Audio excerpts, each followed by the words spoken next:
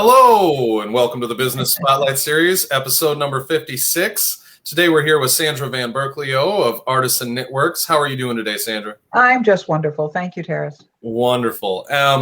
Thank you for coming on. We've actually been off for a couple weeks, so it's great to be back, and it's great to have you join us for this return to the spotlight, if you will. Let's start out as we always do and go straight into a little bit of background on yourself and Artisan Knitworks. What brought you to Main Street? Well, what brought us to Main Street is that, to be absolutely honest, we had a terrible landlord in Farmington. Okay. We don't care about Farmington. So that's fine. But what brought us to Artisan Knitworks in the first place was the fact that I had been doing fiber arts for my entire life since age 7, which is a very long time. And by the time I was thinking about retiring from the university where I work, it became clear that I should open some sort of wonderful little shop. So we opened a little space. Terrace, are you still there? We opened a little space in Grosse Pointe on Jefferson Avenue that made finished products for sale. And the finished products were sweaters and all kinds of things like that. It wasn't yet a yarn store, and it sort of developed into a yarn store after the Great Recession, which made it necessary to do more than just those kind of high-end products. And the high-end products sold really well in a kind of fabulously rich community. What's that awful noise? We don't care, do we? Okay. We'll keep going. Let's see. Can you hear me? Holy Toledo. Now this is a new one. That's all right. We'll just keep going. Can you hear me? That's all I care is whether you hear me. Oh, we got some bad echoing. I'm going to exit out and come back. Oh, hold on. It's a howl. Okay, we're just going to talk. Okay. Now you're gone now. Okay, if I just keep talking, we might be able to salvage this. Okay. So anyway, Artisan Knitworks was founded on the east side of Detroit. And then it migrated after some years of kind of struggle to get it through the recession to St. Clair Shores and then to Farmington.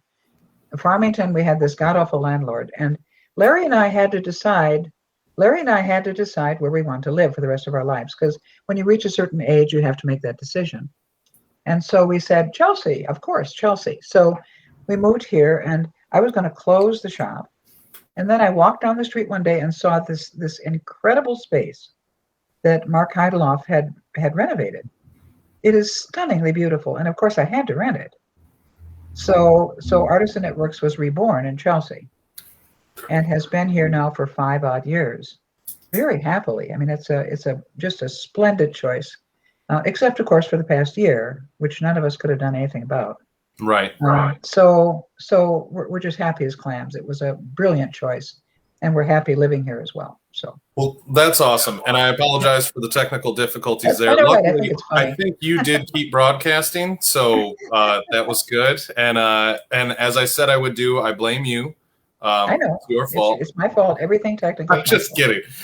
So anyway, so we're back, and that's great. And thank you for that background. And oddly, even though it booted me, I still heard everything you said. So that's awesome, and we're so happy to have you here. Congrats on 5 years. We love Larry, and I know we're having Larry on the spotlight next month with the other business you guys got going, Artisan Knitworks. So we'll talk more about that then. Yeah. But that's great. So what kind of stuff? Obviously, people know yarn. Knitting supplies. Yeah. What other kind of stuff can people expect to see when they come into Artisan Knitworks? Well, how can I describe this? Artisan Knitworks started as a kind of artisanal place. It was a place where things were offered that were completely handmade. Right? Hand dyed, hand spun, hand knitted, hand crocheted. And we've kept that kind of flair, that kind of streak. Mm-hmm. And so what you'll find is not just kind of ordinary run-of-the-mill, mill-spun, factory made yarns and stuff. You'll find handmade stuff. I specialize in handcrafted yarn. Mm-hmm. That is either hand dyed or made on a spinning wheel, or things of that sort that you don't find everywhere else. I buy a lot of them at regional and national fiber festivals, where I'll take off in my little Volkswagen and go pick up a load of wool. It's great fun. And we also have a really spectacular collection of buttons, both vintage ones and artisanal ones, handmade once again. So what you'll find is kind of a lot of handmadeness throughout the shop and a kind of motif. If it's handmade, I'm apt to buy it, and apt to offer it. And you make a bunch of hats too, right? Yeah, I do. I have a hat addiction. They're awesome. When I can't sleep, I go down to the basement where I have an unspeakable amount of yarn. I bet. And I bring up piles of yarn and I make hats at night. I crochet them, I knit them. Last year, are you ready for this? I sold 98 hats. That's pretty good. Yes. That's one every 3 days or so, whatever. That's 98 hats.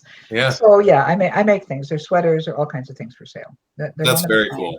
They're one of a kind. So that's fantastic. And we do love the space you have there too. And props to picking that one out. And I like the name drop of Mark Heidloff, by the way, as well. He's such a great community person. I call him St. Mark. St. Mark, yeah, he's a beautiful. He's brilliant. He's absolutely wonderful. Mm-hmm. He is fantastic. So besides being a retail location, you guys also do some education programs that you actually head up yourself, yes? Well, I'm a teacher by trade, and so what happens here is that I teach people all the time to knit and crochet. Okay, you can walk in and learn how to knit or crochet, especially on Sunday afternoons. But beyond that, I have formal courses. Once COVID goes away, it will require vaccination for a while so that we're all safe. Sure. But once that's passed, there are going to be classes: sock making, finishing, designing. I design sweaters. I sell patterns to yarn companies, and so I can teach design. So if you want to make your own sweater, you learn how to do it. I'm your person. That's awesome. But beyond that, there are visitors, and the visitors are in some ways much more interesting than I am. I mean, there's a woman named Lynn Wardrop who teaches a sock workshop because I don't like making socks, and I don't believe in teaching. I don't believe in teaching things I don't love. I just think it shows. So anyway, I have visitors come in, and there are a couple coming up in August that are quite notable. And you call it now that program has a different name. Now that's called Depot. It's called Depot Days, and it's because I rent the depot. Awesome. And it's only a half block away. So we go down there and we use half of the depot for formal workshops and the other half for things like lunch and yarn trunk shows and all kinds of good stuff for having fun and loafing. That's awesome. And in August, there's a dyeing workshop with the brilliant Ellen Menard from Vermont, which we've had for 4 years running. It's very, very popular, and therefore easily overbooked. So if you want to learn how to hand dye, call me quick. Now, can the people find details about those on your website? Yeah, that's right. On the Facebook page and also on the web page. Okay, that's great. We did put those into the comments so people can get to and then on August 2021, Barry Klein is coming. Barry is one of the leading 10 male knitters in the world. He's also my friend, and he's just a spectacular teddy bear of a person. Who can teach anything. He's the most gifted person I've known in a long time. I've known him for 25 years. He runs Trendsetter Yarn Group in California. Oh, very cool. So you got somebody coming in from Vermont, and you got somebody coming in from California. Coming in from California, yep. And there'll be more, but we have to see how we do with what's afoot in our world. Yeah. Well, that's very cool. So from small classes and stuff that you're teaching yourself do you do the other education programs on site right at the store? Yeah. That's awesome. Yeah, we have enough space up front if I clear off the clutter on one of our big tables. That's great. Yeah, and I can insist that if anybody stops by, you're usually chilling up there. Yeah. So. Yeah. No, there's a chill out space in front with sofas, and I encourage anybody to come in here and just plop down. And I'm not kidding about that. It doesn't matter where you bought whatever you're doing. It doesn't matter. It's all good. Yeah. You just can plop down. Well, plus you can snuggle up. What's the name of your ram you have there? I forget. The ram was destroyed by vandals. What? Yes, the ram was destroyed by vandals. Never mind. All right. Yeah, okay. All right. That sounds like quite a story for some people. For another time. Yeah. All right. Well, that's great.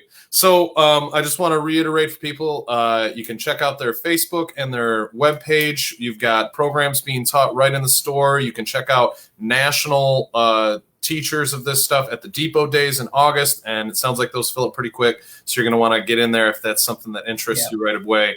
And if you're needing a hat, we got to see if we can break 98. The record was 98. We got to make it to 100 in 2021. That's the goal. Right, I should say. Okay. Yeah. So stop by and pick one up. Thank you so much for coming by, Sandra. Sorry we had a little bit of technical stuff there, but I think you got right through it, which I appreciate. So yeah, you're really wonderful. Yep. And thank you, Shasta Grifka and Grifka Marketing, for sponsoring and facilitating as always.